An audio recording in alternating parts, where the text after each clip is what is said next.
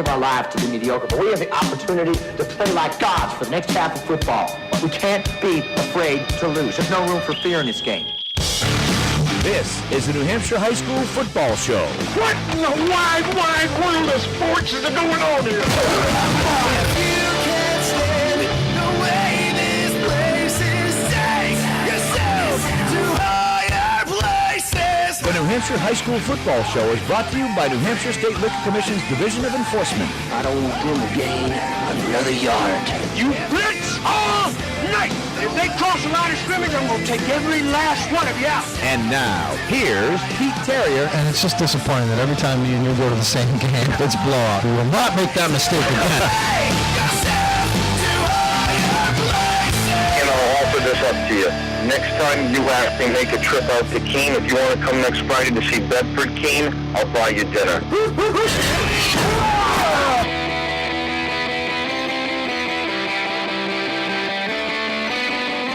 I'll tell you what, I did see Bedford Keene last week, and I didn't even have to make a trip out west on 101, and what a doozy that was. Good morning. It is Championship Saturday in the state of New Hampshire, and you're tuned in to the New Hampshire High School Football Show. We do it each and every Saturday, 7 to 9 a.m. on two fine stations here in New Hampshire, WGIR AM 610 in and around Manchester. Also got a nice FM crystal clear Seacoast signal for you. It's 96.7 The Wave, and Dave Haley, my new co-host on the show, we're going to need that Seacoast signal today because all the games, it's all happening. All the championship games are taking place, I should say, on the Seacoast. It's going to be a great afternoon of high school football. It's my second favorite afternoon of high school football. Last weekend, when all the teams are in action, you got championships in the lower three divisions, you got the upper three divisions, all with their semifinal games, 9 games around the state. Man, if they could just figure out a way to get some of these games played at one place on the same day. That's what I think when you're describing it. That's what I think is there's so many games. If they staggered the schedule, it'd be so great to see. And today we barely do. We have one game starting an hour earlier than the others, and we'll get to that. But yeah, I wish there's a way to do this. Yeah, this isn't rocket science. Well, we will talk to a couple of the coaches involved. The game that I've been bragging about and hoping for, and pontificating about for the entire season. Pinkerton and Exeter, they'll square off this afternoon. We'll talk to the head coaches of both of those football teams coming up in this hour. Bill Ball from Exeter will join us 7:20 this morning. And then Brian O'Reilly, the head coach of the Pinkerton Astros, will be calling into the program a little bit later on in the hour. We have a special in-studio guest, which I will announce in 1 minute. But before we get to that, Dave, we got to run down the championship game slate, the schedule, and it is brought to you by our friends at the New Hampshire Liquor Commission's, the Division of Enforcement, and their Buyers Beware program, reminding all adults it's against the law to provide alcohol to minors. So, if your team goes out and wins a championship today and you're having the post-game celebration, don't go to the liquor store. Don't go down to the convenience store and say, hey, beers are on me. Let's really reward ourselves for a hard-fought championship season. Don't do it. It's against the law. Can I stress that enough, Dave? You're selling that promo. I'm telling you, that's a problem. It's going to be a short intro today. This is usually my 5-minute segment. It's going to be about 40 seconds. I'm going to try to just keep talking so I have as much airtime as possible. But 3 games on the slate, obviously. At noon, the one game that starts at noon is the game that will involve the 2 coaches we're going to be speaking to. Exeter, the number 1 seed, will be hosting Pinkerton in a rematch of last year's championship game at noon. The Division II final will be at 1 o'clock in Hampton. Winnicott hosting Bedford. That's a rematch of a game we covered in week 3. Week 2. And that should be another 2 terrific games. And then the surprise matchup is taking place in Portsmouth, where the defending champs, the Clippers, are going to face Goffstown, the 4 seed, in the Division III championship game at 1 o'clock. And you mentioned surprise matchup in that division, and that's the reason, I think, why we have our special in-studio guest. Souhegan Sabres coach Mike Bellevue is with us in studio for 2 hours. First of all, good morning, Coach, and thanks so much for coming on. Hey, good morning, Pete and Dave. How are you guys?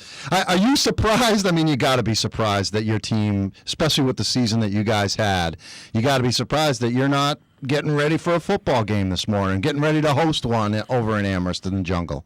As much as I love you guys here at WGIR, and I'm happy to be in studio, no doubt about it, would rather be getting ready with those pregame jitters and having a great week of practice and playing one of the teams today in our division.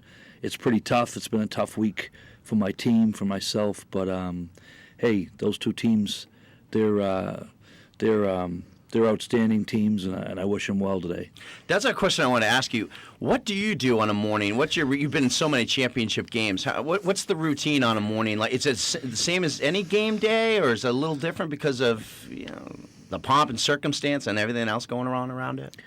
Yeah, as a team, leading up, we usually do something pretty cool the night before, whether it be a bonfire or get together at one of the players' or coaches' houses and have a nice pasta dinner and do a lot of things that they do traditionally here in the state. But as far as me in the morning, when we've hosted, I tend to go to a local coffee shop. I won't do a promo for that. Hey, go right ahead. This is your opportunity. They've treated you well over the years. Why don't you give them free a coffee plug? on the What the line. hell? I head right to Dunkin' Donuts in Milford. And, I figured it was like a local mom and pop that he's talking about. They do it special in Milford. Hanging out with the Gronk at Dunkin' Donuts. Come no on. doubt about it.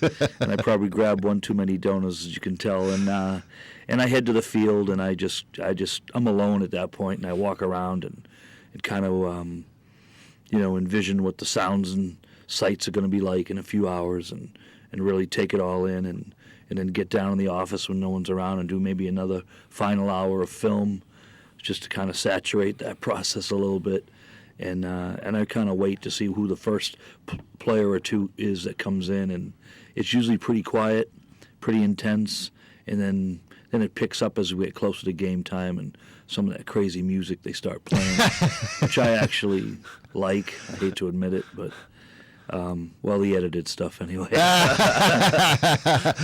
Now, obviously, some big news came out about you, and we're not going to talk about that right now. We will talk about that over the course of the program. We'll save that when we have a little bit more time to get into it and your decision to step down as head coach, because as you were saying that and describing your morning on a championship, getting ready for a game, I could tell looking at you and watching your facial expression that those feelings were starting to come to you, and you were like, man, I'm not going to be able to experience that feeling again, and that makes me feel sad. It makes me feel something inside. So I definitely want to get into that, but with the way the show is scheduled and the guests coming up, we'll get to that later. Coach, when you look back on last week's game, when you guys played against Goffstown, and it was such a tremendous game, 54-53, the game goes into overtime. You got to be like, man, I'm really involved. When you're in a game like that, do you realize it that, man, this is a hell of a football game, or does it, kind of set in after the fact? I'll tell you, it was like a roller coaster, honestly, in terms of my emotions as that game was going on. Early on in the game, Goffstown was scoring at will. They were scoring easy and going up and down the field, and we found ourselves in the first half trailing by a couple of scores. When you're in a high school playoff game and you're down a couple of scores, you start thinking, it's tough enough to get one score now to come back and get another. So they had us down a couple of times, but then, as I said about the roller coaster, we roared back in the midway point of the second quarter, and just before the half, I think with 20 seconds left, Tyler Ford hit Denny Desero up the sideline for a 40-yard pass. We all raced up. The team raced up with no timeouts. We were on the 2-yard line and quick snapped it, and Tyler, he found a little seam in the defense and dove into the end zone, and we took a great amount of momentum into halftime with a 26-22 lead. I give this rousing halftime speech about if they don't cross the goal line again, we'll be going to the state championship game, and that actually didn't work because their first play of the second half was a 60-yard Connor Benjamin run-off tackle, which he got downhill, got into the secondary. People had angles on him, but the truth of the matter is he was the fastest kid in the field, the most powerful kid in the field, and all of a sudden we're back down on the scoreboard. It went back and forth a little bit. We did build a 40-29 lead just at the end of the third quarter, and at that point, I wish time had frozen, but it didn't, and I knew when Goffstown responded with a field goal and put it back on, a one-score game, that this was going to be a dogfight right to the end. It just was two really outstanding offenses going back and forth. Kids were flying around on defense, but maybe not making enough plays, and so it was an awesome game, I think, for spectators. I'll be honest, it was an awesome game to coach in. It really was. Had to be a winner, had to be a loser. Couldn't have been a more gracious winner than Coach Huft. I mean, after the game, Justin clearly saw my face. We've talked a little bit. He anticipated that this was probably my last game on that particular field. And instead of kind of gloating about the win, not that he would do that, he kind of put his arm tightly around my neck and told me, I had built this program and this was my thing to be proud of and to really just still take it all in. I was very emotional. He was emotional. He was first class all the way. He's a great coach. When you think back at the final sequences there where you guys actually got the football in overtime, scored the touchdown, kicked the point after, you knew that you were having trouble stopping them. Same thing with them trying to stop you guys. They get their touchdown, and did you know that he was going to go for two and try and end it? Because the longer it went, usually the favored team is the team that wins, I think. I don't know. I mean, it could go either way, but did you kind of know that he was going to do that? And did you second-guess yourself for not trying to do that yourself? No, it's kind of we thought if we punch it in, we talked about it, we'd kick the point and, keep the thing going and force Goffstown if they scored into a decision like that. I really felt that he would go for two. We had talked about that over the years many times about kind of being the team on the road and just having it come down to one play. And what do you do in that one play? Do you kind of pick a play that maybe you haven't used all year, or do you simply play the percentages and go at the best player you have on your team to get a play done like that? And he did. I mean, the kid is a powerful runner, and we had people around him, and he wasn't going to be denied the end zone, and I kind of anticipated it, and when it happened, it was a pretty sinking feeling, but at the same time, take your hat off to Goffstown for a gutsy move like that. All right, we'll get to a break. We'll come back, and hopefully we'll have Coach Bill Ball from Exeter on the line, and we'll continue with our special expert and analyst in studio. Mike Bellevue, head coach of the Souhegan Sabres, has coached not really his last game at Souhegan. He's still got the Turkey Bowl against Merrimack. But Boston College is looking for a coach, I think. Are they? Did they get rid of Spaziano? They're going to. Yeah, okay. Oh, Candidate a big Notre Dame fan here. one of the biggest Notre Dame fans in the state of New Hampshire, Dave Haley. So we'll talk with Coach B throughout the course of the program. He is in studio. We're doing it live on nhsportspage.com, or at least videotaping it live, and then we will post it on the website, nhsportspage.com, later on today. John Kesty in studio with the camera. You're a little closer to me, John, than you usually are. I don't know if I like it. This could offend viewers, John. It could offend viewers. Camera two. Especially the female viewers, they might not like that close-up of me. But I did shower and shave this morning, so at least we got that going for us. We'll take a quick time out. We'll talk with Bill Ball as they get set to defend their title this afternoon against the team that they beat last year for the championship. Exeter coach Bill Ball is next. It's the New Hampshire High School Football Show, WGIR AM 610 and 96.7 The Wave.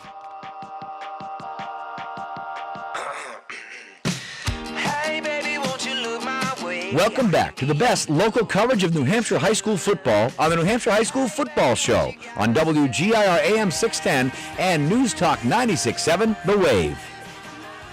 It is Championship Saturday in the state of New Hampshire, and you're tuned to the New Hampshire High School Football Show. Pete Terrier, along with Dave Haley, nhsportspage.com, our special in-studio guest, Souhegan head coach Mike Bellevue. We are hoping to get in touch with Bill Ball from Exeter. We did have him earlier, and then we lost him, so we don't know what's going on out there. So we'll try and get the interview with him. Brian O'Reilly from Pinkerton Academy will be on the phone a few minutes from now, so we'll talk to both coaches in the D1 championship game today as they get set to kick off at noon time today. Pinkerton, Exeter, two teams met last year in the championship game, and I think everybody was shocked when Pinkerton lost that game 23-13. They had been blowing everybody away all season long, and then Exeter kind of came out of nowhere and snuck up and beat them in a game that was a tremendous game. I mean, that Exeter team was playing super down the stretch. They were a very, very dominant football team, and they got crushed by Pinkerton. I think it was 42-16 in the regular season. So, early. Yeah, it was early in the season, but the fact is it doesn't matter what happens early in the season because it's what happens in November that's really important, and the guy who's going to join us now on the phone can certainly attest to that. Bill Ball, head coach of the Exeter Bluehawks. Coach Ball, good morning, and thanks so much for joining us on your busy championship Saturday. Not a problem, guys. Thank you. Coach, we got a special in-studio guest. You might have come across his path a couple times over the past 18 or so years here in New Hampshire. Mike Bellevue from Souhegan is in studio. He's our expert analyst, so you can expect some tough questions for him. So why don't you say hello to Coach B? Mike, how you doing? And congratulations. I hope things go well in your retirement. I hope it's not for long. I hope you're back in it soon. Bill, it's in me. Thanks a lot. I appreciate that, and good luck today. You work so hard, and you definitely have earned a right to host this game today. So good luck with that.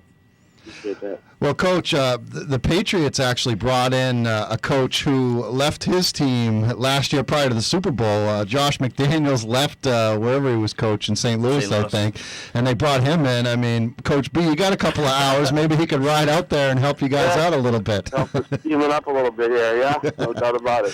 So your mindset right now, I mean, you guys are kicking off just a few hours from now. What's your mindset as you get set to kick this thing off at noon? Well, you know, I to be honest with you, the noontime start was kind of a surprise to me last year, and you know, I think we like it, and I think the kids like it. You know, they'll start straggling in pretty soon here, and we start meetings around 9:45. So it's a quick morning and not a lot of time to worry, and kind of a step in the morning is business.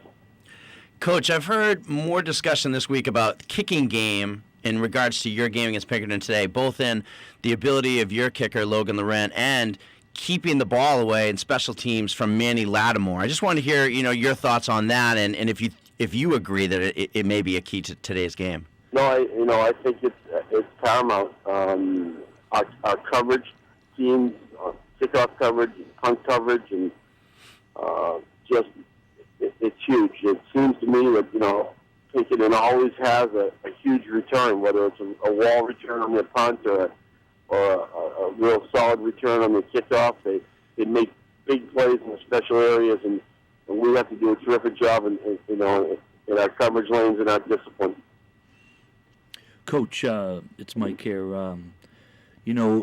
Big games like this, do you go into a game like this with maybe a couple of new wrinkles or anything offensively? Do we expect you to open up today with 5 wide receivers all across the field? I'm just kidding you. I don't think you'll see an empty set, but we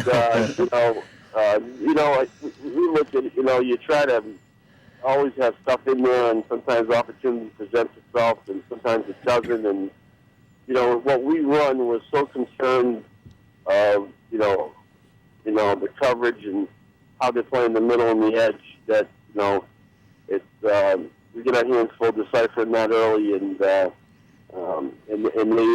do a good job, as you well know. They'll play. They've shown in the past a little bit of 52 and some double eagle and some 4-3 against us. So it all comes down to those guys up front communicating well. Coach, one last one. I know you got to get going, so we'll keep it short here. But all year long, everybody's been pointing to this game, Pinkerton, Exeter. they're going to meet in the championship. Even before the season even started, people were predicting this would happen. I remember trying to bait you earlier in the year about this Pinkerton-Exeter thing, and you guys wanted none of it. All you wanted to do was go out and play football against whoever was on the schedule that week. But now that you know it is Pinkerton and it's going to come down to this game today, did you kind of know it all along? I know you probably won't admit it if you did, but are you glad that it worked out that way? Maybe that's the better question to ask. Are you glad that it is you and Pinkerton so you guys can decide this thing once and for all? I mean, yeah, I'm glad we're playing. You can't always choose your opponent, and they're a storied program. We've played them a few times in the last few years, and it's been absolute, except for that one time a year ago at our place on a Thursday night. They got us pretty good, and it's been a battle. I've known Brian for 35 years, actually mostly through lacrosse, and we're good friends. So it's great to be playing them, and I think their staff parallels our staff a lot. You get Brian Murphy, you get Mike Gooden, you get those guys around, and I've got Skip Szynski and Bruce McAllister and Kyle Robinson, Bill Callahan, and all my guys are around. You look at these staffs; these guys have all been in place for over 33 years. All right, Coach. Well, you got one more, Mike? Yeah, I just want to comment that 3 years ago you manned up and you went from D2 to D1. In the last 2 years, getting where you are is nothing short of outstanding, and I want to congratulate you for that move that Exeter program made a few years ago. I appreciate that, and it's been a journey. So we're gonna find out where we end up today, I think. All right, Coach. Appreciate the time. We'll see you out there at the game, and best of luck, okay? Thanks a lot, guys. Take care, Mike. All right, that's Bill Ball, head coach of the Exeter Blue Hawks. You mentioned to Coach B that they did man up and they moved up, and they took their lumps that first year. They went winless in the division, and it is shocking to just believe that. I mean, if you asked anybody who walked onto the scene now after seeing what Exeter has done in this division the last 2 years, if someone said to you, yeah, they didn't win any games their first year in the division, you'd say, come on, give me a break. I wonder if that's ever happened. We need a stat boy that I can look to and nod. Has that ever happened before? A team that's gone winless and turned around and won the championship the next year? I don't know. It can't. I don't know. And they were competitive in those games. Yeah, right. They were competitive in those games, but it's amazing how that program. I don't think they were as bad as their record indicated their first year in Division I. They were young. Yeah. They did take their lumps, but they were competitive. And then over the last 2 years, they've been the model. I mean, them and Pinkerton. Speaking of Pinkerton, we will talk to head coach Brian O'Reilly coming up a few minutes from now. We'll take a quick break, come back. We'll break into that game a little bit, take a look. We'll see what Coach Bellevue thinks about this Division I championship game. It is the New Hampshire High School Football Show, WGIR, AM 610 and 96.7 The Wave.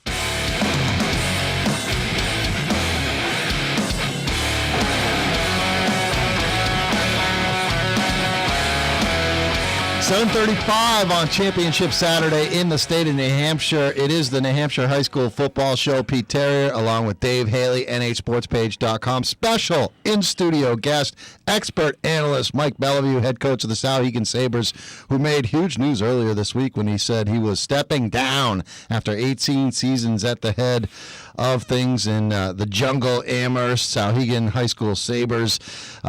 Coach, this game here coming up, noontime kickoff, Division I championship game. I know you haven't faced either of these teams this year, but you got Pinkerton, you got Exeter, the two consensus top teams, two top teams in the state. How do you see this one? I mean, you follow the sport closely, but not watching film directly maybe of these guys, but you have coached some of their players in Shrine games and things like that. How do you see this one breaking down? Well, this is going to be an unbelievable football game, as it was a year ago. What you got here are two coaching staffs that are led by two men, in my opinion, that are legends in the state, and Bill Ball at Exeter and Coach O'Reilly at Pinkerton. And it goes beyond that. Coach Ball alluded to their assistants, and you got some guys that have been with those two gentlemen for over 10, 15, 20 years. The consistency, the continuity. What you're going to get out of both these programs is hopefully fairly mistake-free football. Mistake-free football, that's what they play. They're very physical in the trenches on both sides of the ball. They both obviously want to establish solid ground games, but at the same time, you get lured into that. Coach O'Reilly and Coach Ball will pick and choose when to throw that play-action pass, especially in a big game like this, and hurt a defense. So, and then the third aspect of the game, both teams are going to be well-versed and well-coached in special teams, and sometimes in championship games, it's those special teams play that can make a huge difference. But these guys are the best we got to offer in our state of New Hampshire, and that's why they're in Division I, and that's why their programs are at the top right now. I think it's going to be interesting to see them on the turf today, that speed. We don't have to worry about field conditions at all. Not that I'm sure Pinkerton's field is in good condition anyway, but there's going to be a lot. I mean, there's a lot of fast guys on that field today, and I think that's going to be fun to watch. I think you could see more breakaway plays than maybe you normally would. Is that a factor, Coach? Oh, yeah, absolutely. I know at Sauhegan, we feel like we're a different team on the turf in the types of things that we do. So I really think that what Dave's talking about makes a whole ton of sense. And as I think about that, I think of the two outstanding backs in today's game, Ryan Grant out of Exeter. Tyler Grant, Tyler Grant, sorry about Tyler Grant out of Exeter, and Manny Lattimore, who can just flat out fly and leave people in the dust pretty good. He's a pretty special football player. So real excited about this matchup. I know a lot of people traveling over there, and they should have a packed house, and it should be a great show. Yeah, I saw, through looking at Twitter yesterday and, reading some of the stories, they're expecting a huge crowd. I mean, last year was a big crowd. 3,000. Pinkerton, yeah. Exeter, a bigger stadium, beautiful stadium, too. I mean, do you ever get envious of you played at St. A's last week, the regular season, or 2 weeks ago.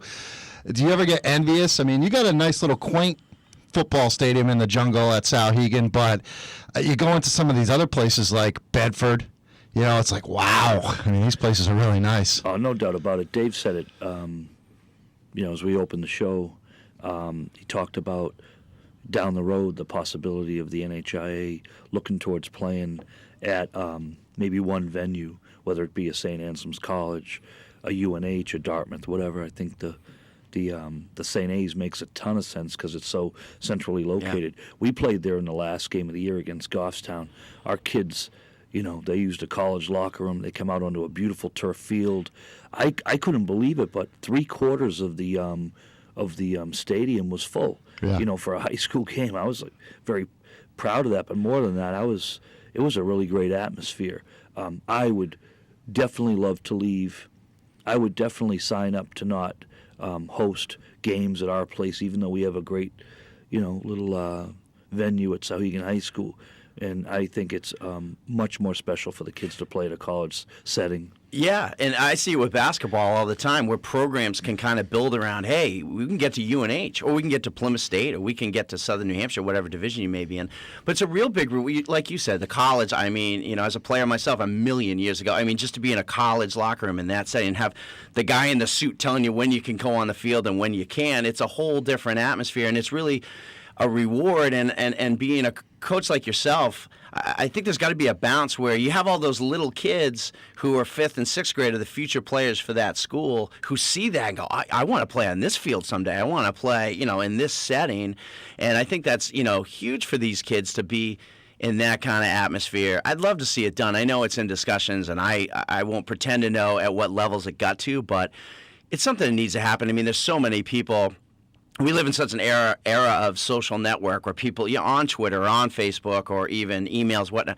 There's so many people that want to see these games today and are disappointed they've got to choose between one or the other. I know you're going to Exeter. It's killing me. And you're missing Bedford, Winnicott. It's killing me. Yeah. I mean, I even thought about it. I'm like, geez, well, this game starts at noon and the other one doesn't start till 1. I got to do post-game stuff. I got to go talk to coaches and players after the game, and, the traffic, and, just you can't do it. unless I could, Star Trek type of teleport situation, but you can't do it. And good luck finding a parking spot when you once get there. you get there, forget about it, So that's a shame, and but thank goodness for Twitter. I'm getting to the game in Exeter early today, and I'm gonna map out a nice location where I can get some wireless internet, and I'll have the Twitter going so I can see. Last week was crazy. I mean, when 9 games are going on at one time, luckily your game, Coach, went into overtime and you scored all those points, so your game finished like an hour after everybody else's game finished.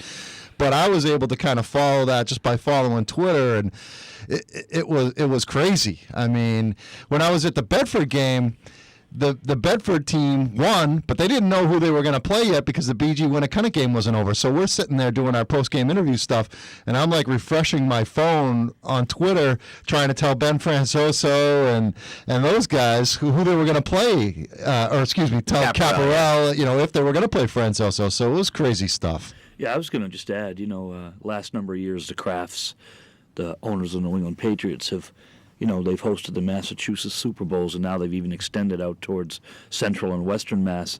They play 6-7 games.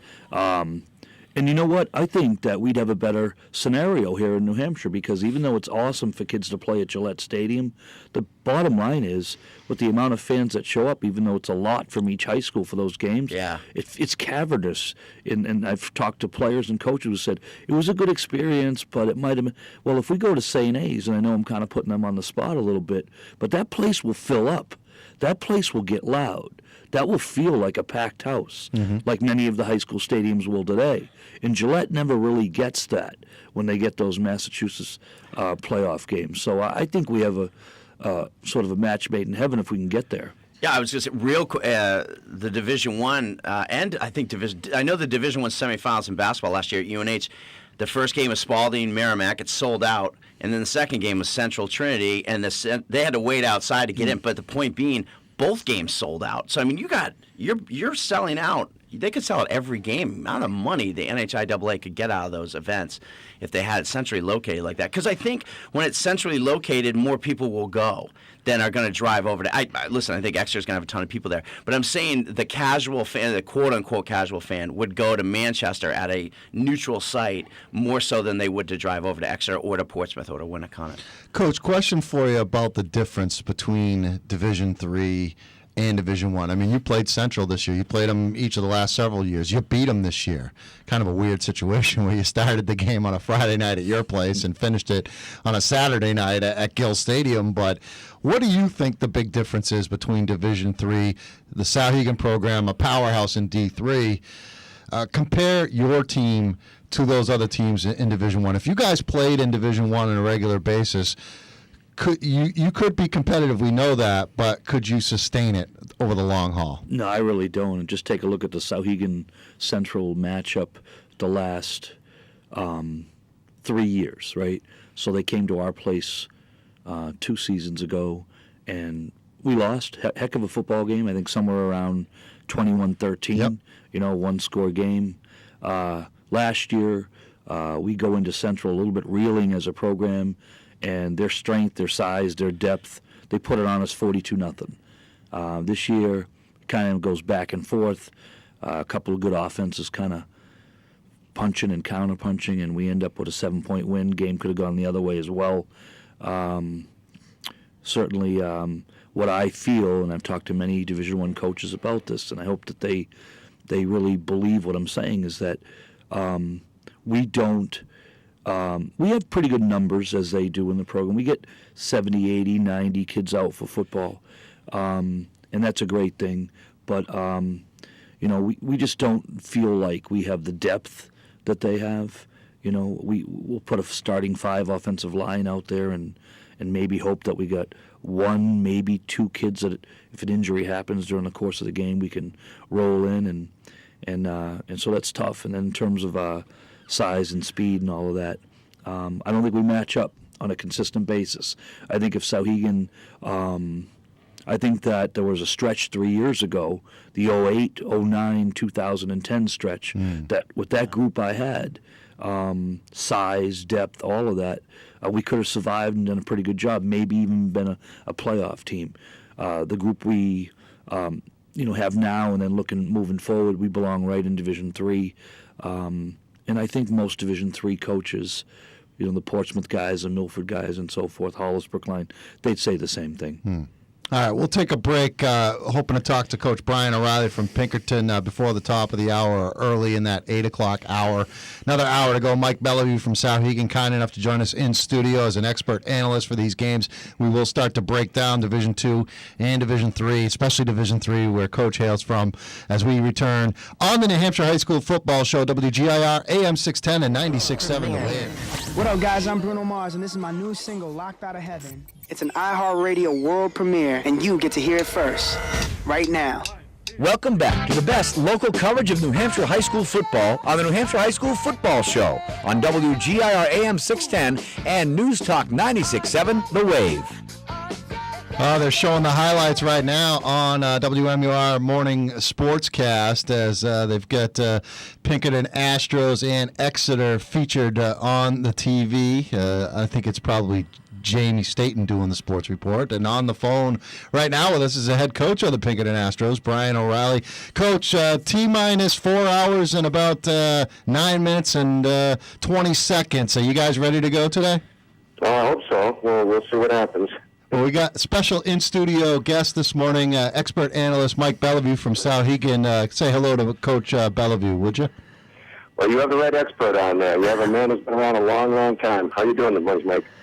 Good, Brian. How are you? I think the word expert's a little overstated. I know when I used to come to your wing tee camps, that was anything but that. Thank you for all that help way back then. Well, way back in the beginning, we tried to bring Mike over to the dark side and show him how to do that wing tee stuff. But he moved on to better pastures, and I think probably what he did at Souhegan speaks for itself. So he made the right decision in the long run. Coach, your team has a chance at a little redemption this afternoon. Exeter's beaten you each of the last 2 times you've faced each other. You lose the championship, of course, last year at your place, and then you played early in the season, and Exeter got you again 24-20. Are you guys looking at this as a chance for a little redemption? No, you don't ever play a championship game with anything else other than the fact to win a championship. Things like redemption, revenge, whatever, might work in a regular season game when you need that extra kick maybe to make sure they're focused. But if you don't have kids' attention when you're playing a championship game, if you need to come up with some other reason, then you probably shouldn't be in the championship game. So, that's never been discussed the entire time as far as we're concerned. Hey, Coach Riley, it's David Haley from New Hampshire Sports Page. I wanted to ask you. This was the perception last year, and I want to hear if you would agree with this. But it seemed like last year that you guys deflated's too strong of a word because you had such a great year and went to the finals. But when you lost to Brockton, it sort of took something out of you guys. You looked at as an all-time Pinkerton team, and there's been so many great ones. I wanted to ask: it feels like you might have gotten a bounce this year from that great win at Brockton this year. Was that true? Do you feel like your team has really gained a ton of confidence by going over state lines and getting a big win like that? That just continued, I think, our confidence. We were picking it up before that Brockton game, but that just reinforced the lesson we learned last year. Is we actually got away from what we normally do. We were more of a speed sideways team that was so successful, I really couldn't stop doing it. It was something I toyed around with in the beginning of the season, and it exceeded my wildest expectations to the point where if we didn't keep doing it, it would have been, why did you stop doing that? But we became as far as we now concerned, looking back, a softer team because we went east and west instead of north and south. We never had to force open holes, and that caught up with us at the end of the year when people finally schemed correctly to take away what we did. And we couldn't generate our own offense, I felt, in that championship game by going north and south. So this year has been a return to what we've always done. We're straight ahead. We'll go outside, but we're straight ahead. And that Brockton game this year just reinforced that we can do that against anybody. That's a nice segue. This is Coach again, Brian, into what I want to ask you. Names like Emmett Smith, Kevin Davies, Shagru, Mahalko. I don't know if I'm getting all the names right, and I know I'm missing some great ones, but can you give the listeners a little idea about Manny Lattimore and, how he plays the game. Manny's a junior. We don't like to make a big deal about underclassmen here because there is such a heavy emphasis on our running game. But obviously he's our leading rusher and has really put it together. It's not a surprise. I mean, we started Manny in the backfield when he was a freshman, but he was always that other option. And even at the beginning of the year, I was trying to keep the true wing T principles of you and then you and then you and then you. But obviously, as the season progressed, Manny, we always knew this. I saw Manny play in middle school, and my eyes popped out when I saw him play. So he just kept getting better and better and better, and he's obviously become the focus of our offense, a lot like Tyler Grant. But we run a wing T. If they're able somehow, some way to take Manny away, to key on Manny, we have 2-3 other things that we'll go to. Coach Brian O'Reilly from Pinkerton is our guest on the phone, getting set to get the team rallied up and on the bus and over to Exeter Bill Ball Stadium. Coach, got to ask you if you think that the turf at Bill Ball Stadium is an advantage to your team, which is a speed team. It's not a disadvantage, I can tell you that. It is a disadvantage, though, when you go to somebody else's place. But as far as this playing surface, no, we have some speed, and I don't see how that hurts us. I thought it hurt South last week to come to our grass field, but I don't think it hurts Exeter to play on our grass field, and I don't think it hurts Exeter to play at home, obviously. But I don't have a problem going there, except perhaps the opposing coaches get the stadium named after them. So there might be a little bit extra unfairness there. I'm not really sure, but... Look, championship game, you play it anywhere you have to play it, and you don't complain about anything. Hey, you might have a stadium named after you next year. They might have to change the name of the field that you guys play on because you're getting inducted into the NHIAA Hall of Fame. And I just wanted to congratulate you for that. That's going to happen tomorrow. Great honor and very well-deserved honor for you. Thank you. Coach, good luck this afternoon, and we'll see you out there at the game.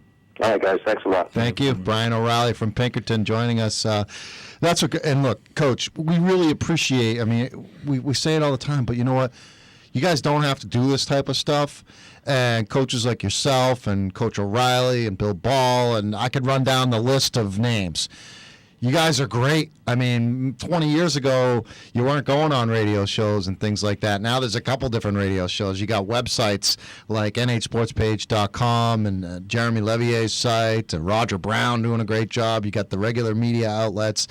The game has changed as far as the coverage. Do you enjoy that? Do you enjoy all the different media outlets and things like that? Oh, absolutely. And, not just coaches, not just players that enjoy it, but I speak to a lot of parents, and for the most part, they love it and they keep it in perspective. And sometimes they do they, Dave? Because Dave gets a lot of emails. As the owner of that site, nhsportspage.com, you get a ton, and it seems like people they never that they appreciate it. But they're always quick to say, hey, you screwed this up, or you don't have this stat right, or whatever. Coach knows. He's talked to him.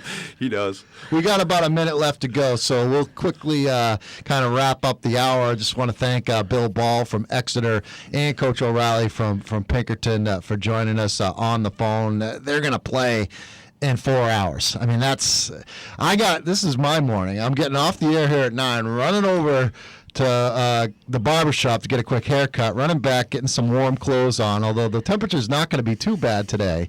It's going to be in the 40s, I guess, around 50. Beautiful sunshine, so it'll be good. But then it's out to Exeter for that game, and it's going to be kind of a shocker when it's all over. I always, at the end of the season, I'm driving back from the game this afternoon, and I'll be like, man, the season's over. It flew by.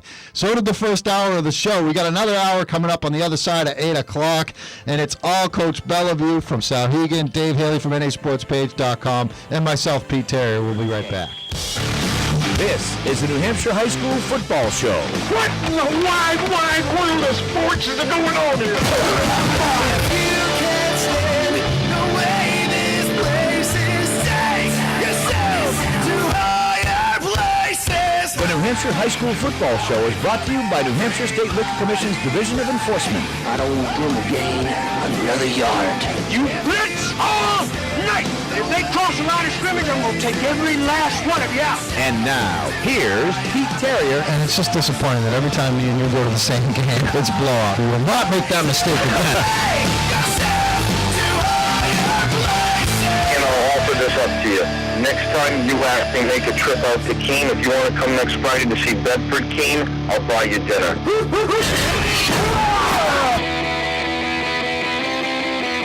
Hour number 2, Championship Saturday, right here on the New Hampshire High School Football Show. Each and every Saturday during the New Hampshire High School football season, we're on the air for 2 solid hours, 7 to 9 a.m. live. WGIR AM 610 in and around Manchester. Also on the Seacoast, 96.7 The Wave. That's 96.7 FM, crystal clear, and that's where all the games are going on today. 3 games, championships in divisions 1, 2, and 3. Dave Haley from NHSportsPage.com, my co-host. Mike Bellevue, head coach of Souhegan Sabres, for one more game anyway, is with us in studio, our expert analyst. We will go to Coach B and get his breakdown, especially of that Division III game between Goffstown and Portsmouth. I know he cringes when he thinks of the thought that you talk about the Division III championship game and it's Goffstown-Portsmouth, but the fact is they're playing in the game. Goffstown beat you guys last week in overtime, 54-53, and now all of a sudden you got to talk about that game, Coach. So let's start right there. Goffstown at Portsmouth, 1 o'clock. Tom Dobney Field, I believe is what it's called out there. Your thoughts on that particular game? Yeah, it's a great matchup. We talked a little bit off air now. What kind of flies under the radar, I think, the last 2 years is Portsmouth on defense. They've had the best defense in Division III the last 2 years. This year they let up the fewest points. I think it was only 115 points in the 9 to 10 ball games that they played, which is absolutely outstanding. Goffstown comes in playing real solid offense all year long. They had a little bit of a rough patch just before the playoffs in a loss to Hollis Brookline. And in a loss to us, although Coach Huft alluded to the fact that he may have held some things back in terms of players, plays, whatever, to get healthy and to save some things for the playoff run. So I think it's an interesting matchup, a matchup of a high-flying, high-powered Goffstown offense led by the great Connor Benjamin, one of the most explosive players in the state. Going up against a real formidable defense for Portsmouth, led by the great Rick Holt, who's clearly one of the better defensive tackles in the state of New Hampshire. At the same time, I want to tell you that Portsmouth has overcome adversity all year long. They've played 5 different quarterbacks. They lost a tremendous football player in Jack Mackey and another young running back as well. And I think that it's just a testament to them to bounce back from all those injuries and have different players step up and fill in and be in the big game. I think they've been in the big game 5 years in a row now, and so should be a real good matchup, and I think it's an interesting matchup. Yeah, I work in Portsmouth. I live in Hampton. I bumped into Johnny Iafola on Tuesday or Wednesday. He's one of the offensive coordinators, longtime offensive coordinators at Portsmouth. I think he's been there over 20 years. And so I was talking to him, and he said, I said, you kind of own these guys. And I wrote about this week. I mean, I put the numbers on the website. I don't have it in front of me because, of course, that computer doesn't work. But are you serious? No, these things happen. Dave, look at me. You're just rolling. Check this out. What is that? It's a contraption that seems to... John. It's not plugged in. This guy doesn't know. It's an eye. You know what it is. Oh, right. Utilize it. I'm talking about Johnny Iafola. So anyway, I said, you guys kind of own these guys. And he said, yeah. He goes, we weren't exactly excited to go to Souhegan. He said, so I'm not going to lie that we were pretty happy Goffstown won. He said, but he goes, they got to be due. He goes, how many times are you going to play Connor Benjamin and he's not going to go off on you? And he was just saying, I'm worried that we're playing him one time too many. And, that's their concern because they have I mean, it's been the hammer versus the nail, those two teams last few years. I saw a stat someplace, and I think it was on like one of the Seacoast Online reports, and there was tremendous coverage. Last night I went on to Roger Brown's site, nhfootballreport.com, and he links all the stories up there, and you can just click. And I must have read like 15 different stories on all 3 championship games. And there was a stat in there about Benjamin that in the games against Portsmouth over the last couple of years, he's got like 9 interceptions and 1 touchdown or something like that. To me, yeah, you said it, Dave. He may be due. They may be due. And I actually picked Goffstown to win that game today against Portsmouth strictly because of Connor Benjamin. And, oh, by the way, I live in Goffstown now, so I'm kind of rooting for the hometown team. I want that parade, down through Main Street in Goffstown. But, Coach, are they a one-man team? Because everybody seems to think so. I even think they are. I know they've got some other guys that can play. I mean, Peter Shea is a pretty good running back. Ashton Florence. Is a good receiver. But he's really the straw that stirs that drink. If he doesn't have a huge game, they have no chance of winning this game. Yeah, he's definitely he's a major part of their offensive game plan. He's a kid that clearly in any football game and has proven to rush for over 200 yards and to throw for over 200 yards, put up over 400 yards consistently a game on offense. I don't believe they're a one-man team, and I guess I believe that more strongly after losing to them last week, where Ashton Florence made some huge plays behind my secondary. Pete Shea, he doesn't go down on first contact. He runs tough. He plays tough. Flies around on defense. The other wide out, another underclassman, 81. Is that Garrison, I think? Texera, I think. Oh, Texera, yeah. Real fine football player. Very athletic. And you know what? Their guys in the trenches may not be the biggest guys, may not be the strongest guys, but they know what they're doing up front. They have a real good blocking scheme up front, a lot of pulling. They understand what they're doing. They do a nice job with their zone blocking. And I think that offensively they're a beast, and they're real tough to prepare for and to play. The flip side of that is people have moved the ball in Goffstown this year, and Portsmouth has had their number the last 2 years, three games, and I know that that's on Justin's mind. And Justin has confided in me a couple of times and said, maybe we don't match up with them, but that was in the past. I think right now he's going in today feeling like they're playing their best football that they have in a couple of years, and that they're going to go and really put a great foot forward. Do you think it helps Portsmouth more that it's on turf? Because we talked about this earlier. Or is it equal? I mean, I don't know Goffstown's team speed. I know Portsmouth has it. I know Benjamin obviously has it. But, I mean, what do you think of that? I mean, you played on sort of a muddy track last week in Amherst. What do you think that's an advance either way today, playing on turf? I think that it benefits both teams. Yeah. I think that from what I read, that Portsmouth's going to start junior quarterback Donovan Fenor, and he's real quick. And he, he's gotten better in the throw game and the passing game, but his game is really improvising, getting out on the edge, running some of the speed option stuff that Goffstown likes to do, the zone read stuff. I mean, that Portsmouth likes to do. But I know that Goffstown loves playing on the turf. They play fast. Benjamin looks even faster. The receivers will step it up. I think it's going to be a really, really outstanding football game, and I think that the turf is a great surface for the game to be played on. I got to ask you about Division 4 for a second, and a specific team in Division 4. I think you know where I'm going just by mentioning a specific team. The Plymouth Bobcats, the only team to finish unbeaten in all of New Hampshire high school football this year. Tremendous win last week, tremendous game against Trinity, scoring a touchdown with 40 seconds left to go. The only score of that game, 7-0 was the final. Your game was 54-53. Their game was 7-0. Your thoughts on that Plymouth program next year? You would have been able to coach against Coach Lanahan again if he doesn't, decide to step down, which would be, I think, a huge story if he did that. But what's your take on their program? I mean, they're just. I mentioned Exeter earlier, a well-oiled machine. Plymouth is right there with that as well.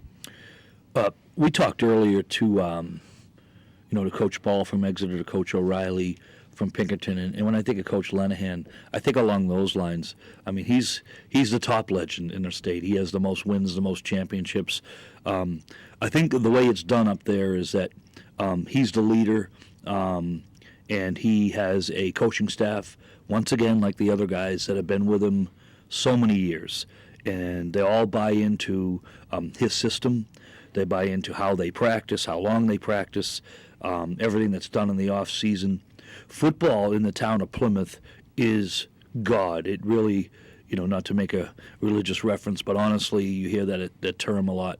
In some other communities, even like ours at Sauhegan, right? Football is just, it's a good sport, but it's kind of another sport, and it's kind of celebrated that way. Plymouth isn't ashamed as a school, from the principal on down, to say this is the big sport in their town, the big thing in their town. And when you go to Plymouth and you play a regular season game or you play a playoff game, let me tell you, the hillside is just packed with ex-players and people that just love Plymouth football. And they're great fans. It's a great environment. Chuck has really created a dynasty up there. What about the rivalry that you guys had with? I know you guys always didn't necessarily see eye to eye. The competition and stuff, kind of gets heated every now and then. But that was a great rivalry, you guys and Plymouth. I guess it was a rivalry, but truth of the matter is, I was asked the other day, what was your final coaching record, in your career? And I really didn't know. I knew more about how many times we made it to the playoffs and things. Well, this morning, kind of be prepared coming in, I went through and it was like 151 wins and 51 losses. So I felt pretty good. And then as you asked me this question, I think me as a head coach at Sauhegan was 2-19 against Coach Lenahan in Plymouth. Now you don't have to. You do a little math here. 51 minus 19, right? It would have looked a whole lot better if I never had called that a rivalry. So it was fun to play them. It was good spirited games, but he owned us pretty well. Well, and I think he's only got like 69 losses in his 43 seasons. So, you put 2 of those on him, so you got to feel good about that.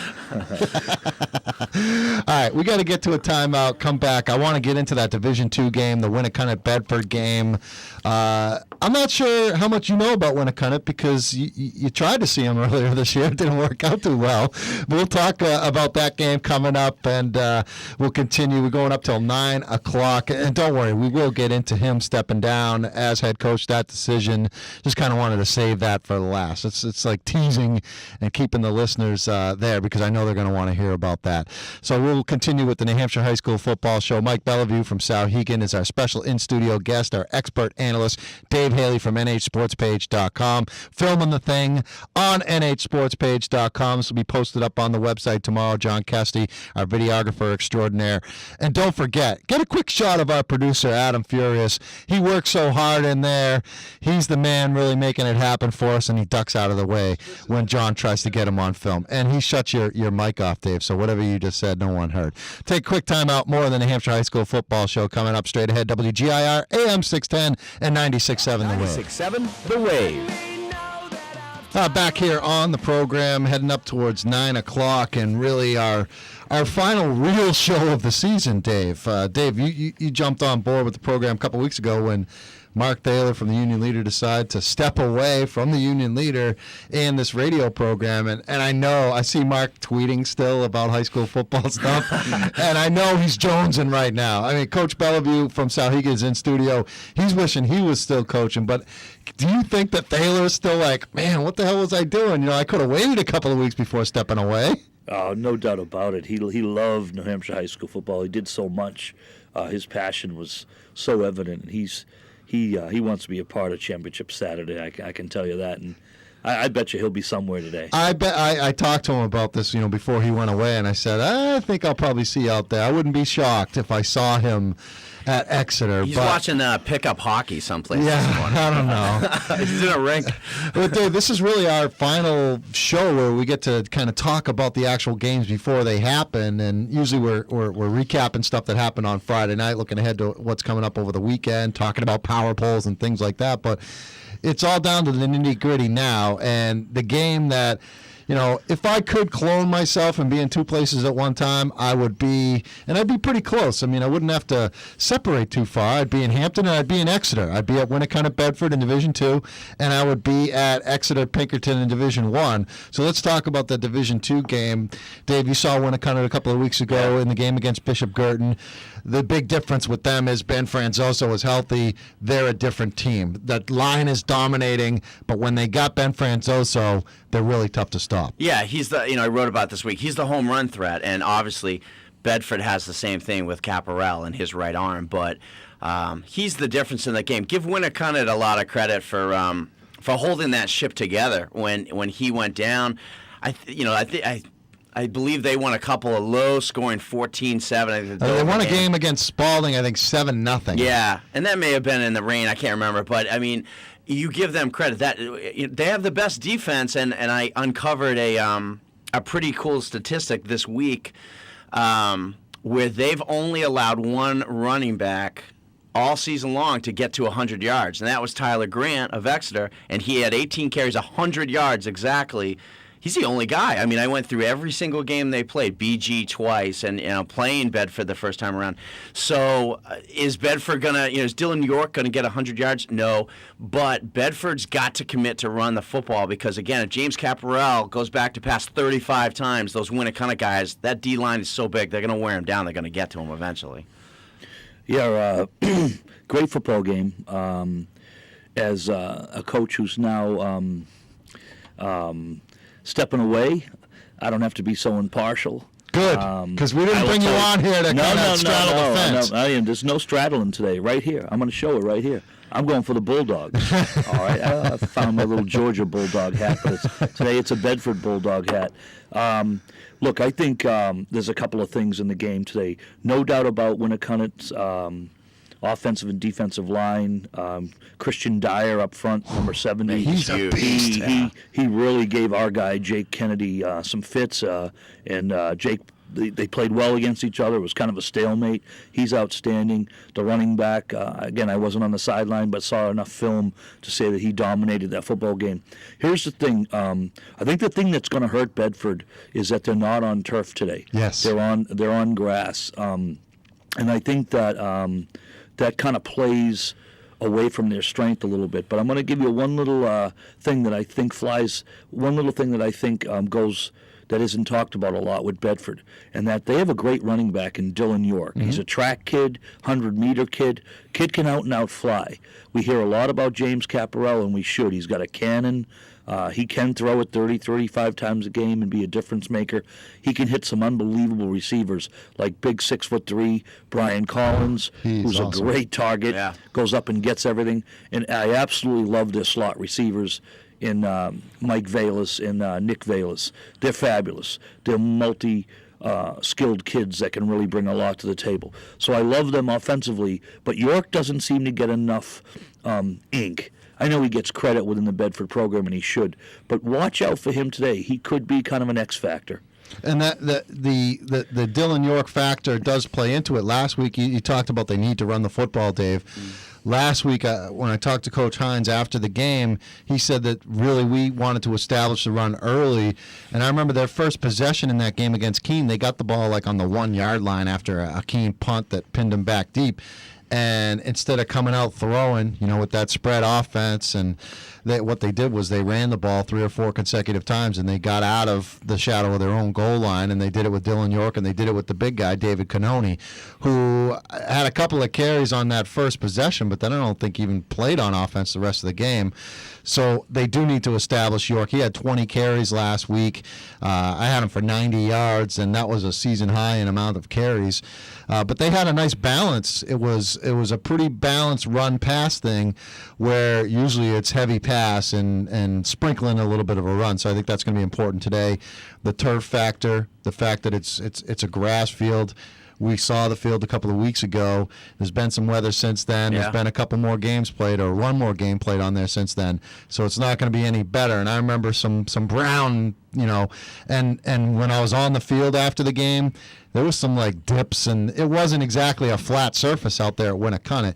So I favor Winnicott in this game. My heart says Bedford because of the thrilling ride they took me on last week with that game against Keene. And I know, Coach, you weren't at that game because you had your own thing going on with Goffstown, an own thrilling finish. But the guts that John Lupa had to go for two, his team, scoring a touchdown to get within one with 43 seconds left, and said, you know what, we're going for two in the win here. When you're a coach and you have to make that decision, do you think about this like beforehand? Say, geez, if we score, we're going for two in the win. We're not going to try and kick this thing, or is it something that just you make that decision right then and there? Yeah, it goes either way. I'm glad you mentioned that. It goes either way. Sometimes going into it, you say, here's what I like if we go to overtime. I like these plays. Here's a decision I like if we get down to either kicking the point to tie it up and send it to OT or going for the W. Or sometimes it's just right now you kind of you're feeling the pulse of the game and you're like, we're going to get this. We're going to punch this in right now. No hesitation. Let's do it. One thing about last week's game, actually both Bedford-Keene football games that might play to somewhat of an advantage for Bedford, is that they were in two nail-biters with Keene. And, Keene did score last week to make it 15-14 with 40 seconds left. But Bedford's response to that, to win with less than a second left on the clock, to drive the ball, I guess, over 50 yards and punch it in, and the fact that they played an intense game with Keene early in the year, I think it's gonna help them if they get into that kind of pressure situation again.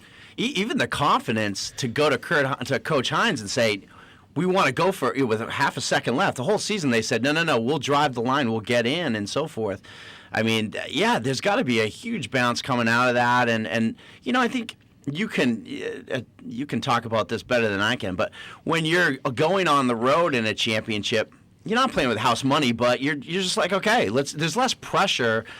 And boy, there's going to be there may be more people at that game than even Exeter Pinkerton. No. You don't think so? No, because travels. Pinkerton Bedford travels, but Pinkerton's going to travel to. You got two, Division I size schools, enrollment schools. So Pinkerton's got over 3,000 students. I don't think it's the kids that travel. I think it's mostly the parents. And but I remember Pinkerton in the basketball semifinals, and they didn't even have as many kids as Trinity had. I just think, well, look, we're arguing over crowd size at a high school championship game, but I just think I want to know as a high school kid. All right, whether you watched a game or you probably got ridicule. I know your players would never do this, Coach, but maybe got picked on by one of the football players or whatever throughout. You're going to show up because it's a social event. Oh yeah. So you're not going to go there and stand on a big third down play and cheer, but you're going to go there because it's a social event. And I just think it's going to be a huge crowd at both games. Don't get me wrong. Speaking of that, Mr. Caparel invited me to the Bedford tent today at 11 o'clock to pregame over there. Meaning James's dad? Yeah, James's dad. I figured the listeners could figure that out. I'm a Hampton resident, so I'm a little torn what I'm supposed to be doing there. I don't want to. You can't turn down that invite. I got to get my car registered. I don't know next if it month. helps, but there's some kielbasa and steak tips from the meat house. That's outstanding. Dave. All right, you got to do this. Dave, can you cover the Exeter Pinkerton game? No, I need to. I'm the boss. I'm tips. sending you. And I thought I saw on Channel 9 the update with Jamie Staten Sports. I think James Caparel dyed his hair blonde or something like that. Kids do that, man. You know what happens after football season? You still have dyed blonde hair. Yeah, exactly. And the Winnicunna kids a couple weeks ago, they had Inghal Vesna had a freaking mohawk going on. He always does. Well, I'll go a step further. The kids not only in Bedford all dyed their hair blonde, and by the way, it doesn't look good. I see on Facebook, Mr. Coach Hines dyed his goatee blonde with those dark eyebrows. It's I love Kurt. Not a good look. We'll take a quick timeout, come back. We'll get down to the nitty-gritty with Coach Bellevue and talk about the decision to step down and just try and find out, get into his mind the thought process from that as we continue on the New Hampshire High School Football Show right here, WGIR AM 610 and 96.7 The Wave. Can you blow my whistle, baby? Whistles will be blowing around the seacoast of New Hampshire this afternoon as 3 state championship games will take place. You got Division I game in Exeter, Bill Ball Stadium, Pinkerton Exeter, the top 2 teams in Division I, the top 2 teams in the state of New Hampshire in the Union Leader WGIR WMUR Power Poll. I've already proclaimed that the winner of that game gets my vote for the number 1 team. And this is the final Power Poll coming up on Monday. It'll come out. But I have vowed, Dave, for the nhsportspage.com readers, that I will do a power poll after the Turkey Bowls are played, my own personal power poll, and we'll post it up there because I really want to see where Central and Trinity are going to work out because they're playing each other on Thanksgiving Day, and if Central beats Trinity in that game, I'm going to have to move Central into the top 10 and move Trinity out. I'm sorry, Steve Burns. No, Turkey. I'm sorry, Steve Burns. That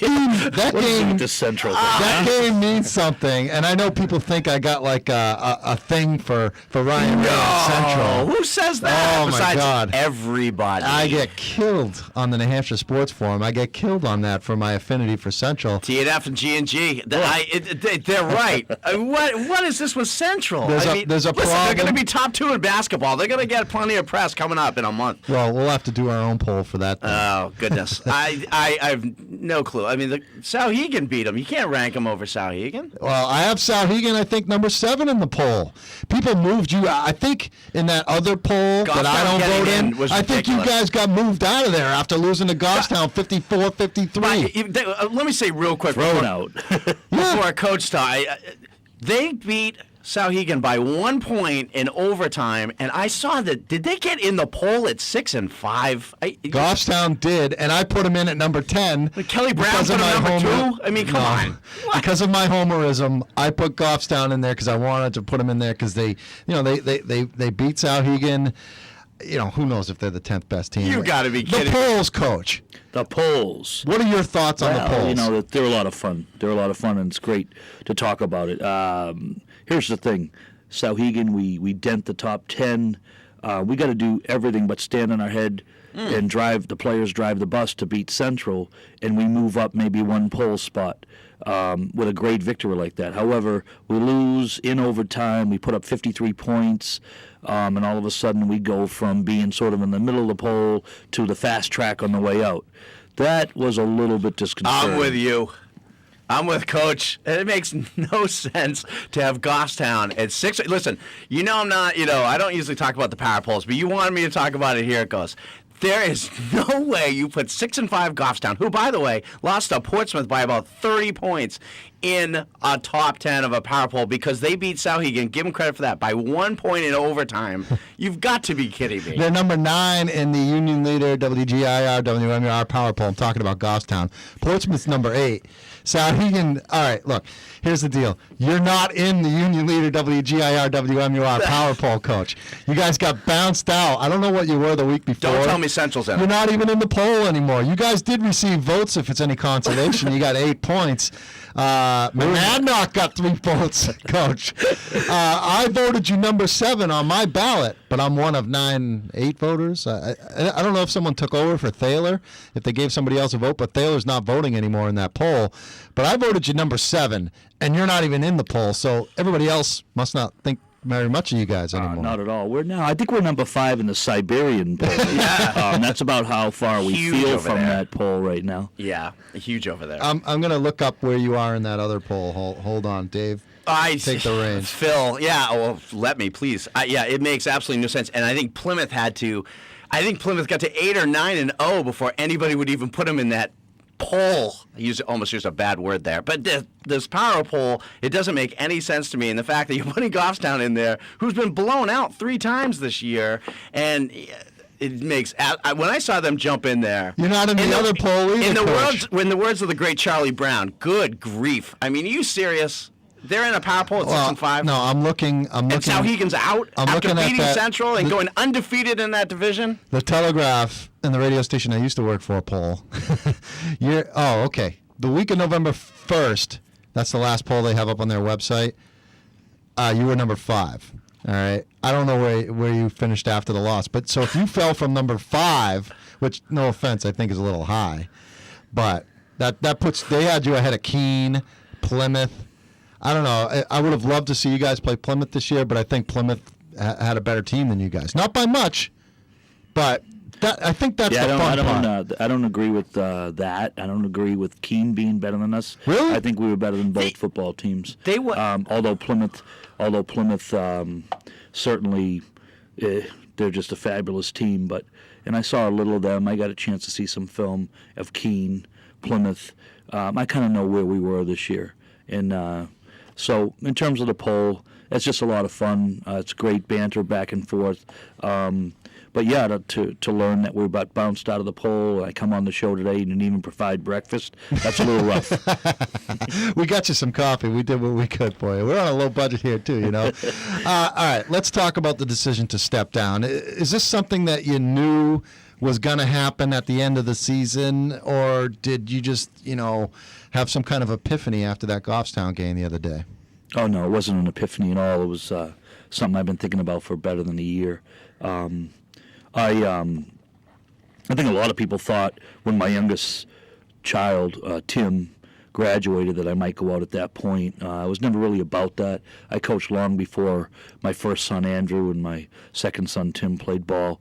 So it was just really about taking a look at what had been accomplished, what I had accomplished over my career at Sauhegan High School, and it was about taking a look at some, maybe there'd be some exciting opportunities down the road in terms of coaching, because I love it, and certainly I still have that passion burn inside me.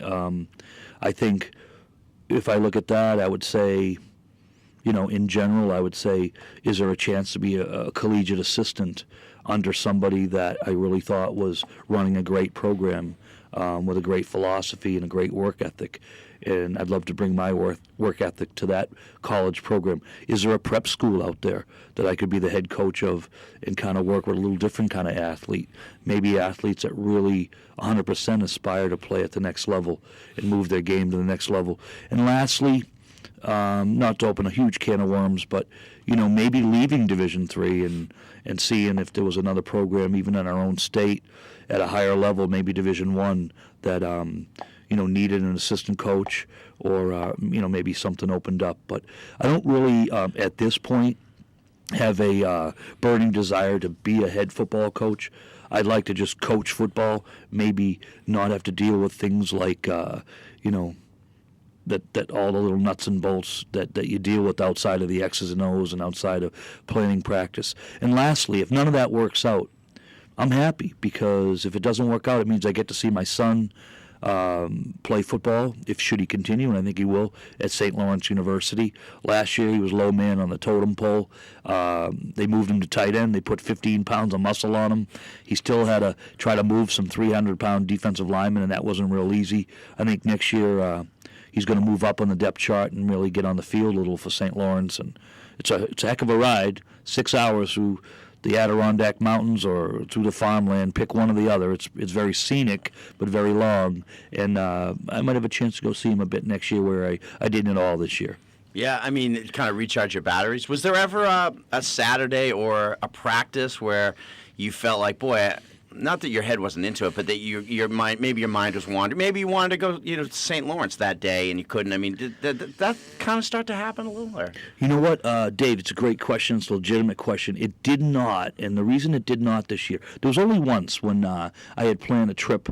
On a Saturday to go see Tim. He wasn't going to play. He was going to dress for a home game and support the varsity. But even just to see him in a college uni, I thought that'd be pretty good as a dad. One of our rained-out games on a Friday got moved to Saturday, and so it kind of canceled those thoughts. And that bothered me a little, but not to the point where I was dreading where I was. Here's the thing about this year. There was a group in 2009, Stephen Jelson, DJ Petropoulos, Colin Cray, Matty Comstock. They was so much fun to be around, right, at practice, during games, and during the school day. This year, that got matched. It got matched by Tyler Ford, by Jake Kennedy, by Denny Desereau, by the Elias brothers, by James Ewing, James Bones Ewing. Everybody had a nickname. Luscious Luke Perkins. I gave them all crazy nicknames. What was Jake Kennedy's? Sometimes I get in trouble for my nickname. What was Jake Kennedy's nickname? All of a sudden? Jake Kennedy. Well, I called him the Big Cat, but he didn't like that. Yeah. He didn't like that. So We never really settled on one for him. When he's that big and he doesn't like the nickname, you stop calling it. Absolutely. No, he's just the opposite. He's a big smiling kid honestly, Jake is one of the nicest young men. My relationship with him is so close, so special, so personal. I love that kid, and you know what? If I had a chance to follow him to University of Hampshire, you're wearing the sweatshirt. I'm wearing the Wildcat sweatshirt. Coach McDonald, if you're out there listening, take notice. Sign me up. Love to go follow Jake. Hey, let's bring Tyler Ford along with him, too. That would be cool. That would be cool. I mean, we do carry UNH Wildcat Radio Network on this very radio station, so we'll have the game this afternoon. Actually, our company, Clear Channel, is doing a big outing. We always do this huge outing at a Wildcat football game, perhaps the last home game of the season, and it always falls on the same weekend as Championship Saturday in New Hampshire high school football. So it's like a hospitality thing, big party, sort of meat house, steak tip thing you were mentioning. I never get to go because I'm covering high school football. But I got to get the cocktails for the party. I'm in charge of that stuff, but I can't go and take part. All right, we got to take a quick break, come back, and we'll wrap up the show. Souhegan coach Mike Bellevue is in studio, our expert analyst for all the games today, and talking about his decision to step down at Souhegan after 18 tremendous years at head coach of the Sabres in the jungle. Dave Haley from NHSportsPage.com. Show also being videocasted right now, being posted up on NHSportsPage.com. Tomorrow we'll have it up there, as well as our coverage of that Pinkerton-Exeter Division I state championship game. We'll have the video highlights and all that stuff on the website later on today of that game. It is the New Hampshire High School Football Show right here at WGIR AM 610 and 96.7 The Wave. WGIR AM 610 and News Talk 96.7 The Wave.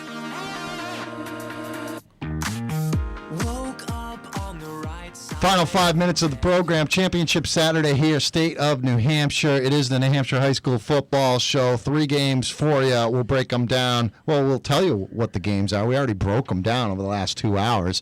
Pinkerton and Exeter kicking off at 1 Division I championship rematch of last year's championship game. You got Division II, 1 o'clock kickoff. You've got Bedford. You've got Winnicott. The 2 top seeds make it to the finals in that league. And then you got the bottom 2 seeds making it to the finals in D3. It is Goffstown, number 4, traveling out to Portsmouth, the number 3 seed, much to the chagrin of our in-studio guest, our expert analyst, Mike Bellevue from Souhegan. You guys were supposed to host this game today. Unfortunately, it didn't happen. So you will coach your final game on Thanksgiving Day against Merrimack. Merrimack, you worked with Coach Batista. He was on your staff, moved on to Merrimack, and that's just the program has just gone in the wrong direction. What's your take on that? Oh, Joe works hard. He works as hard as anybody in the state. I think what bit him in the butt in the early years was he had a lot of his solid skill players leave Merrimack and go over to BG and a couple other places, but mainly that. The last couple of years, Joe, he's done a great job in the weight room. He's a motivating kind of coach. I think what's kind of hurt Joe is he hasn't had the kind of skill players and speed that you need to make an offense click. I think that defensively they can hang in there and they're not too bad. Again, with their front 7, I don't, Again, defensively, if you don't have the skill guys, and perhaps your secondary can get behind. But the other thing about Merrimack that's clear to me is that offensively, they've lost whatever identity they look to have. I think they were trying to run like the Navy Georgia Tech triple. Now they went to the I. Now they're trying a little spread. They're a little bit too all over the map. And I don't think right now they have a good offensive identity. And I think Joe's got to clear that up moving forward. I was saying real quick, I had dinner last night with my parents, and then one of their dinner guests asked me, he was asking about the site and the show, and he said, who is the best players in the state as far as college recruiting goes for football, and where are they going? I mentioned Jay Kennedy. I mentioned Logan Laurent, who of course is a kicker, but he's been offered by UNH. Is where I've been covering. He's one of my Players Lounge members, so I really have followed closely Tyler Ford, who's every bit, in my opinion, as good as Connor Benjamin. And where's Tyler looking at for college for next year? Yeah, a couple things. What I think about Tyler Ford, I think he's the most versatile player in the state and has just a fabulous year. I think he's one of the best players in the state. Tyler, right now, if he goes 1AA, it would be maybe UNH steps up and gives him a partial, or certainly invites him onto that roster as a Vite. At the same level, I think he could get an offer from Marist and Wagner from 1AA, which is a little lesser level than UNH. And if not, for sure, I see Bentley, Stonehill stepping up. And if he decides to go to the NESCAC, it really at this point looks like Trinity, who just went 8-0 in the NESCAC and won it. I got a quick one. We only got 2 minutes left to go, but Brandon Len didn't play for you for the last couple of years. Came out at a huge year as a receiver. He's a basketball player. Everybody knows him. Scored, famously like 50 points in a summer league game this year. PST. Talk about him as an athlete. I mean, what an addition to your team. Well, the number one thing about Brandon Len is he's a competitor. He is so motivated personally to perform all the time at his highest level. He is so competitive. We can look at his Dave talked earlier. Oh my God, Len, his receiving stats. 39 catches, almost 800 yards, 11 touchdowns. 2 of those things I just mentioned are Sauhegan receiving records. Wow, which are amazing. But the thing about Brandon is he's the best blocker on the football team as far as in space. Now, obviously, Jake is in the trenches, but in space, Len was just an amazing downfield stock blocker. He sprung a lot of big plays. And on defense, he flies around. He was a ball hawk. He led Division III with, I think, 7 or 8 interceptions. A really, really big asset to the club this year. All right, guys, we're out of time. I bet you Coach Heaney was holding his breath all season long. That's exactly what I was going to say. Don't get hurt. Don't get hurt. He was real good about it. And did he say he can't play in the Turkey Bowl? He has also been good about that. And Brandon, I wasn't sure he'd play, but there's no doubt he's playing. He loves being with these guys, and we're glad he's playing in the Turkey Bowl. All right, guys, we're out of time. Coach Bellevue, thanks so much. We wish you the best of luck on Thursday, and more importantly, best of luck, and enjoy the family time. Thank you very much. I'm so glad that you did not ask me to make any predictions today, because I was probably going to. Oh, we forgot. I knew you wouldn't do it. I knew you wouldn't do it. Hey, if you want to watch how you looked on the show, we'll have it up on nhsportspage.com later. And don't forget coverage of the D1 championship game. Full video highlights coming up later tonight. We'll post it on the website.